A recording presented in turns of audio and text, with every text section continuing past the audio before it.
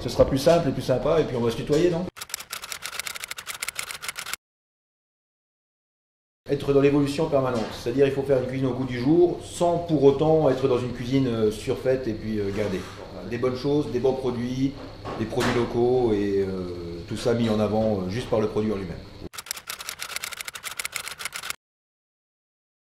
On est vraiment dans un contexte purement familial, c'est-à-dire que ici, nos producteurs, c'est la famille essentiellement. C'est-à-dire que dans la plupart des temps, la plupart des cas, c'est des gens de la famille de la direction qui nous fournissent les produits. Je pense entre autres aux pommes de terre, au bœuf, à la volaille, au cochon, etc.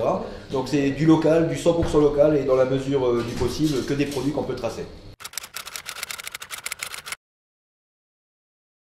J'ai effectivement un parcours qui est un peu atypique parce que j'ai fait deux restaurants étoilés, donc la Table des Guilloux à Luxembourg, Chouweiler, donc qui a 2 étoiles au Michelin, et j'ai fait aussi donc en deuxième étoilé le restaurant Frédérici qui se trouvait à Esch-sur-Alzette, qui avait 1 étoile au Michelin.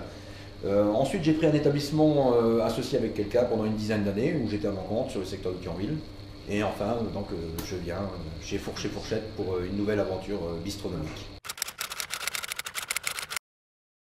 Alors la bistronomie, c'est simplement faire des produits simples et mettre les produits simples en avant par eux-mêmes, c'est-à-dire sans chichi, sans fioritures, sans choses excédentaires, toujours le produit mis en avant.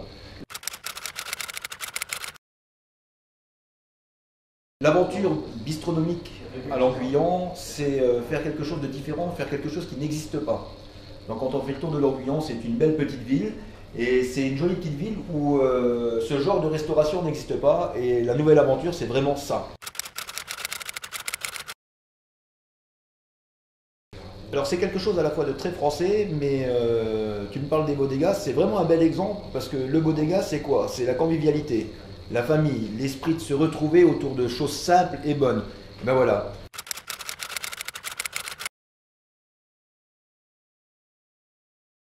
Alors il y a d'abord, derrière toute aventure, il y a quelque chose d'humain. J'ai rencontré une patronne sympa, j'ai trouvé un site super, parce qu'il faut dire quand même qu'on est dans un endroit privilégié, une superbe cheminée, dans l'esprit bistrot qu'on verra peut-être tout à l'heure, un jardin magnifique pour faire des brunchs et des petites soirées en été, etc. C'est le top du top. Tout à fait, alors je suis aspirant compagnon des devoirs égalitaires.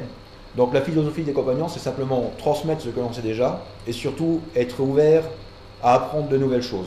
Voilà, donc être tous les jours un peu meilleur. On l'accueille déjà dans un premier temps. S'il vient pour se former, on l'aide à se former. Quand il aura tiré le meilleur de nous, il ira voir ailleurs s'il trouve encore mieux. Et s'il y a quelqu'un de meilleur que moi qui vient ici et qui me donne une idée, eh ben, l'esprit du compagnonnage, c'est d'accepter l'idée et d'être humble et puis de prendre le meilleur des choses, même si c'est quelqu'un de plus jeune que moi ou de moins expérimenté.